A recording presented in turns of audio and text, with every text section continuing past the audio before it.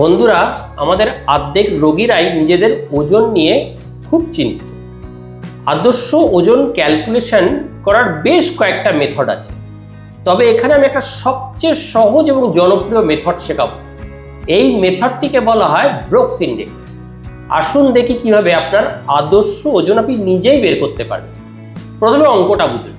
Brooks index equal to আপনার উচ্চতা সেন্টিমিটারে -100 equal to প্রাপ্ত যা হবে নম্বর -10 ইকুয়াল টু আপনার আদর্শ ওজন।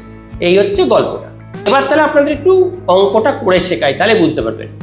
যেমন ধরুন আপনার উচ্চতা 160 সেন্টিমিটার, তাহলে আপনার আদর্শ ওজন কি হবে? আদর্শ ওজন আপনার equal to 160 -100 equal to 60 -10% of 60 kilo, মানে 6 কিলো ইকুয়াল টু 60 থেকে 6 বাদ 54 থেকে 60, মানে আপনার ওজন থাকবে 54 কিলো মিনিমাম বা 60 কিলো ম্যাক্সিমাম এর মধ্যে। এবার ধরুন কারো উচ্চতা সে সেন্টিমিটারে জানে না, যেমন ধরুন আপনার উচ্চতা আপনি জানেন ইঞ্চিতে।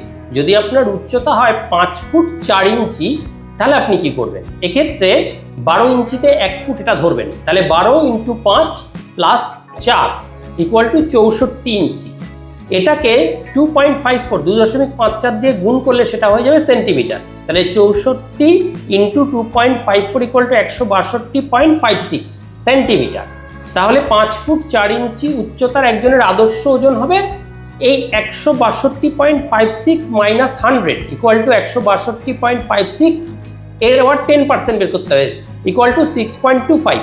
তাহলে এবার 62.56 যেটা আগে বের করেছিলেন সেখান থেকে -10% 6.25 বাদ দিন, 56.4 থেকে 62.56 এর ভেতরে। এই হলো তার আদর্শ ওজন। এই শর্টসটা খুব মন দিয়ে কয়েকবার দেখুন, নাহলে পারবেন না। তারপর নিজেই দেখুন কিরকম মাস্টারপিস হয়ে উঠেছে নিজের আদর্শ ওজন বের করতে। ঠিক এই ফর্মুলা যেরকম আমি শিখিয়েছি এইভাবে পুট করুন, তাহলে নিজেই বুঝতে পারবেন আপনি অতিরিক্ত রোগা না অতিরিক্ত মোটা, আপনার কি ডায়েট কন্ট্রোল করা উচিত বা খাবার বাড়ানো উচিত। নিজেই সবটার সমাধান নিজেই করতে পারবেন।